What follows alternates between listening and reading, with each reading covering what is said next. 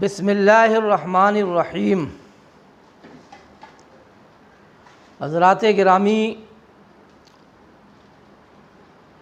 आज का इस वक्त का मेरा मौजू जो है, मेरा मौजू उन्वानो बयान वो अबाबील व टिड्डियों का अज़ाब।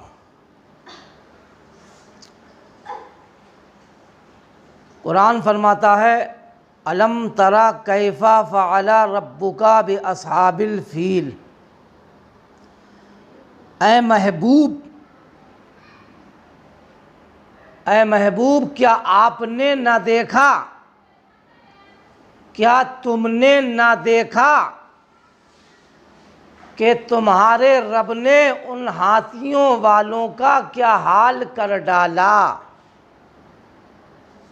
अलम तरा कैफ़ा फ़अला रब्बुका बि अस्हाबिल फ़ील अलम यजअल कैदहुम फ़ी तज़लील। क्या उनका दांव, क्या उनका इरादा, उनका मंसूबा अल्लाह ने तबाही और बर्बादी में न डाला। व अरसला अलैहिम तैरन अबाबील,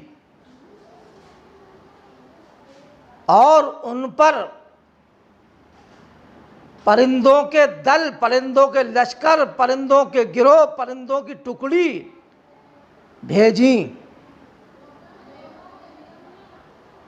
तरमीहिम बिहिजारतिम मिन सिज्जील, ताकि उन्हें कंकर के पत्थर से मारें। फजअलहुम कअस्फिम मअकूल, और उन्हें ऐसा कर डाला जैसे चबाया हुआ भूसा, चबाया हुआ खाया हुआ भूसे की मानिंद कर डाला। हज़रात गिरामी, ये अस्हाबे फ़ील का वाक़या बहुत अहम वाक़या है। उस दौर में कोई सन और कोई तारीख़ मुतअय्यन नहीं थी। यही अस्हाबे फ़ील का ये वाक़या जो हुआ, ये बहुत ही मशहूर अरब में था। इतना मशहूर था, इसी से सन और तारीख़ जोड़ी जाती थी, कोई बाकायदा सन नहीं थी। फ़ला वाक़या अस्हाबे फ़ील से इतने दिन पहले हुआ, या फ़ला वाक़या अस्हाबे फ़ील से इतने दिन बाद हुआ, यही सन थी। यमन में एक बादशाह था जिसका नाम अबरहा था। ये नकटा भी था और चपटा भी था, बेसुरा था, इसके होंठ मोटे मोटे थे, सर इसका खोपड़ा बहुत मोटा था। इसने यमन में एक माबद बनवाया, गिरजा घर बनवाया, इबादत खाना बनवाया, और इसकी नीयत और इरादा था कि कोई भी खाने काबे का हज ना करें, खाने काबे का तवाफ़ ना करें, बल्कि यमन में आए और मेरे बनाए हुए गिरजा घर का तवाफ़ करें, मेरा भी नाम होगा। ये इरादा था उसका। ये बात चलते चलते, उड़ते उड़ते मक्के तक पहुंची,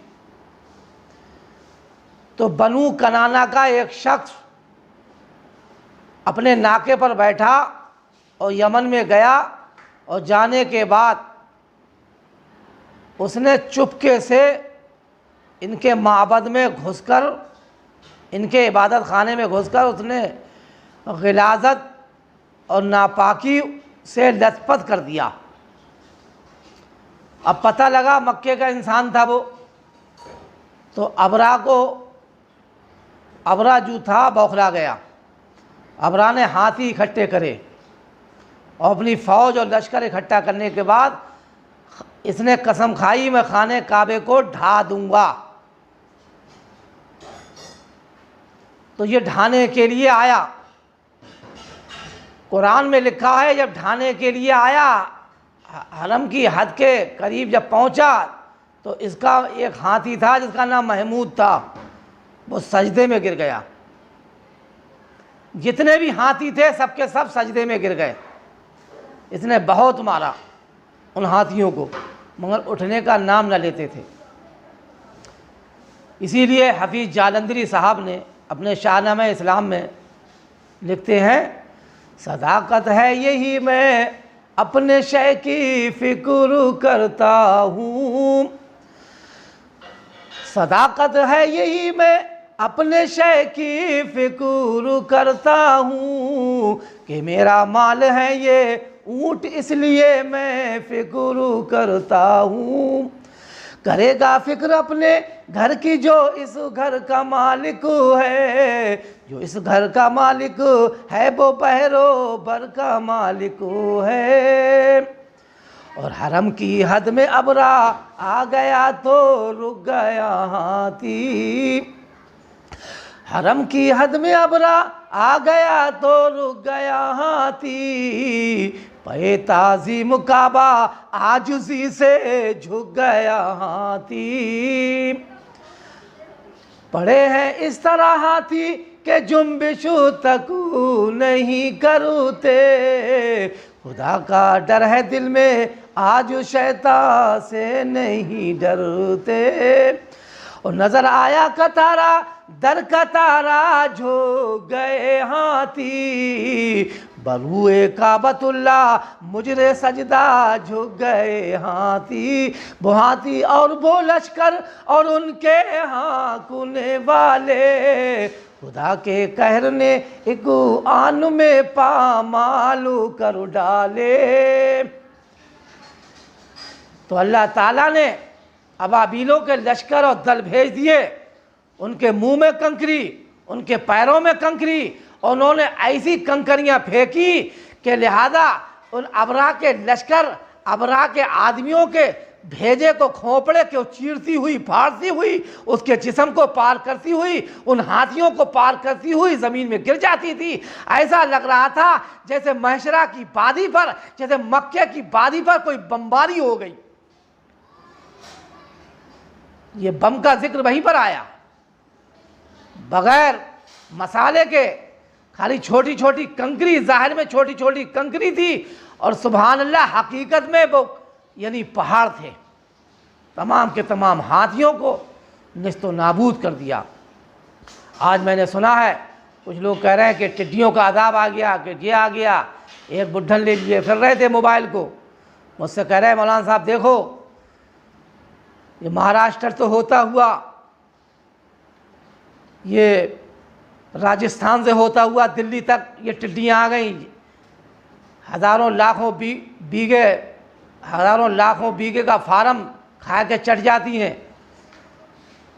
तो मैंने उनसे कहा, बहुत समझाया मैंने कि अल्लाह के काम और अल्लाह की शान, अल्लाह की इबादत करो।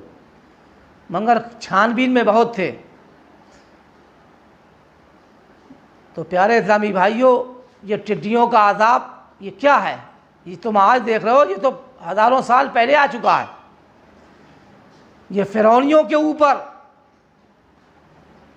सैलाब का अज़ाब आया, तूफ़ान का अज़ाब आया, जुओं का अज़ाब आया, मेंढकों का अज़ाब आया, टिड्डियों का अज़ाब आया, खून का अज़ाब आया।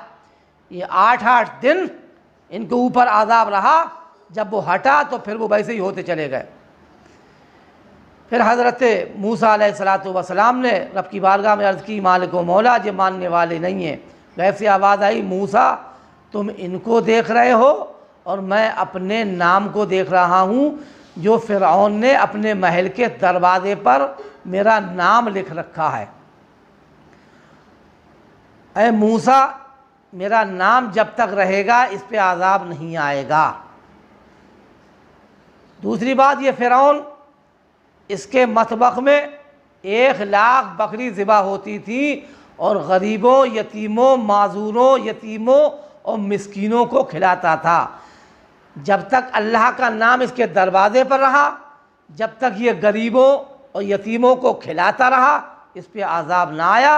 और जब इसने जुल्म व ज़्यादती करी तो इस पर अल्लाह का अज़ाब आ गया, दरिया नील में डुबा दिया गया और फिरौनियों को तबाह बर्बाद कर दिया। इसीलिए शायर ने क्या खूब फरमाया है, बुतों की बंदगी के दाम से आज़ाद हो जाओ, बुतों की बंदगी के दाम से आज़ाद हो जाओ, खुदा के दामने तौहीद में आबाद हो जाओ, तुम्हारे वास्ते मैं दौलत इस्लाम लाया हूँ, जो इब्राहिम लाए थे वही पैगाम लाया हूँ, न मानोगे तो तबाही का बादल छाने वाला है, न मानोगे तबाही का ये बादल छाने वाला है, बुरा वक्त आने वाला है, बुरा टाइम आने वाला है।